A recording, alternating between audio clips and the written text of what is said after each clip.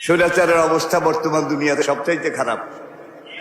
Communist দেশগুলোর দিকে তাকান, স্বৈরাচারের মৃত্যুর ফয়সালা হয়ে গেছে, স্বৈরাচারের সময় আর বেশি বাকি নাই। আল্লাহ নবী বলেন স্বৈরাচার চলে যাবে, স্বৈরাচার বিদায়ের পরে সুম্মা তাকুনু খেলাফত আলা মিনহাজিন নবুওয়াত, মাশরিক মাগরিব শিমাল জুনুব, পুরা দুনিয়াতে স্বৈরাচার বিদায়ের পরে আমি নবীর খুন রাঙ্গা, দাঁত ভাঙ্গা, রক্তে রাঙ্গা, আমার মাথার খুলি ভাঙ্গা পূর্ণাঙ্গ ইসলামী খেলাফত কায়েম হবে। নবীজির এই হাদিস আপনারা বিশ্বাস করেন? কে কে বিশ্বাস করেন হাত দেখান, কে কে বিশ্বাস করেন? নারায়ে তাকবীর, নারায়ে তাকবীর। হাত নামান। পুরা বিশ্বে আজকে স্বৈরাচারের বিরুদ্ধে আন্দোলন চলছে। আমার হায়াতের কসম, আমার ইমানের কসম, স্বৈরাচার যাবে, ইসলাম আসবে। এখন যদি আপনি ইসলামের পক্ষে কাজ করেন, ইসলাম কায়েম হয়েছে দেখতে পারেননি, কিন্তু হবে তো, হবে তো। হাসরের মাঠে দাঁড়ায় বলবেন রব্বুল আলামিন, আমি তো একজন শেয়ার হোল্ডার ছিলাম, আমি তো ইসলামের পক্ষে কাজ করেছি, আমি তো একজন শেয়ার হোল্ডার ছিলাম। আল্লাহ তখন বলবেন আনামাল্লাহু আলাইহিম মিনান নাবিয়িনা ওয়াস সিদ্দিকিনা ওয়াস শুহাদায়ে ওয়াস সালিহিন, তাদের সাথে একত্রে একই জান্নাতে চলে যান। আর যদি ইসলাম দেখতে পারেন কায়েম হয়ে গেছে, তাইলে তো ডবল লাভ, এটা আর বলে লাভ নাই। তাইলে নবীদের সাথে শহীদদের সাথে একত্রে একই জান্নাতে যাবেন, ঠিক কিনা বলেন? তাহলে ইসলাম আসতেছে। নদীতে যখন জোয়ার হয় তখন নৌকা চালাইতে আর কষ্ট হয় না, দাঁড় বেয়ে বেয়ে হাতে ফসকা এটা লাগানো হয় না। আজকে পুরা দুনিয়াতে ইসলামের জোয়ার আসছে। চীনের মুসলিম অধ্যুষিত এলাকা উইগুর থেকে শুরু করে একবারে পিকিং পর্যন্ত, এখানে উইগুরদের উপরে কত নির্যাতন, কত অত্যাচার। তাদের একটা দম্পতি স্বামী স্ত্রী, উইগুর স্বামী স্ত্রী, তাদের সন্তানের সংখ্যা 5 থেকে 8, 5 থেকে 8 জন একটা পরিবারের সন্তানের সংখ্যা। আর সেখানে কমিউনিস্ট যারা বিয়া করতেই চায় না, যারা জোর করে ঠেলে ঠুলে করে, তাদের অনেকের কোনো সন্তান নাই, কারো হয়েছে একটা, মাত্র একটা। পার্শ্ববর্তী ভারত, এইদিকে তাকান, সেখানে মুসলমানদের দম্পতি, মুসলমান পরিবার স্বামী স্ত্রী, তাদের সন্তানের সংখ্যা 3 থেকে 7, 3 জন থেকে 7 জন। আর পাশের যেখানে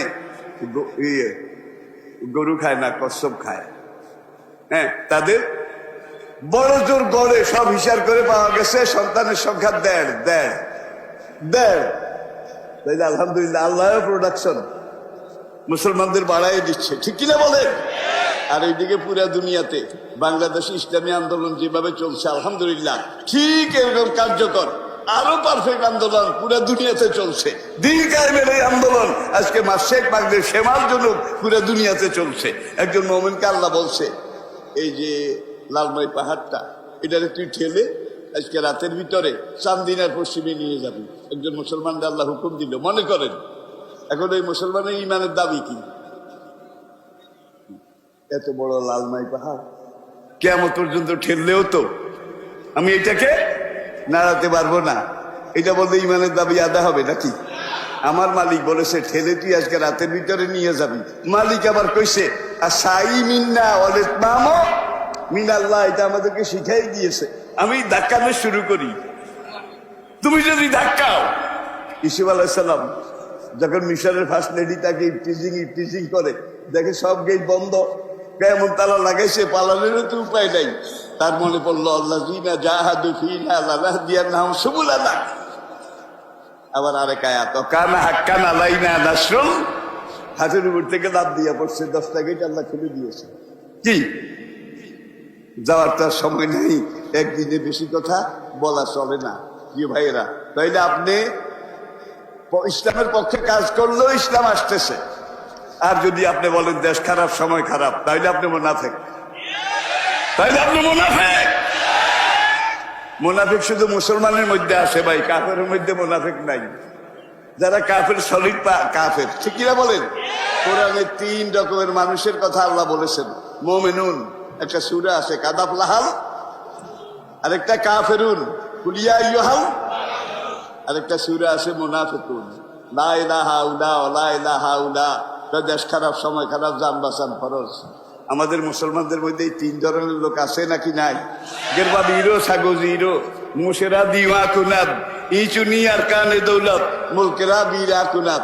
একটা দেশের প্রধান যিনি, তিনি যদি বলেন এই দেশের আলেম উলিমা, আলেম উলিমা মোল্লা মুলুবি, তাদেরকে আমি অনুরোধ করব তারা বুখারী শরীফটা যেন ভালো করে পড়ে। বুখারী শরীফে আল্লাহ বলেছেন লাকুম দীনুকুম ওয়ালিয়া দীন, বুখারী শরীফে করছে।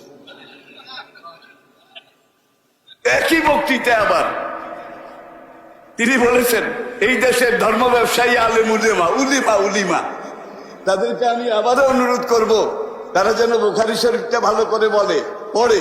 বুখারী শরীফের আরেক জায়গায় আল্লাহ বলেছেন লা ইকরাহা ফিদ্দীন, এটা বোধহয় বুখারী শরীফে। ভাই তাইলে এবার বুঝেন আমরা কিসের পাল্লায় আসি। আবার পেছনে আল্লাহ অঙ্কে কাঁচা, আল্লাহ অঙ্ক কম বুঝে থাক, এগুলার ব্যাখ্যা যাওয়ার উপায় নেই।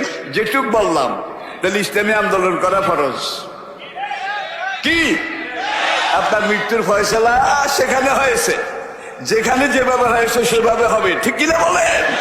তাইলে আল্লাহ দ্বীনের পক্ষে আমরা কাজ করে যাব, স্বার্থবহ অর্থবহ ইসলামী আন্দোলন করে যাব। দাঁড়িয়ে আল্লাহ হিসাবে যতদিন বেঁচে আছি আমরা দায়িত্ব পালন করে যাব। আল্লাহ আমাদেরকে বোঝার তৌফিক দান করুন।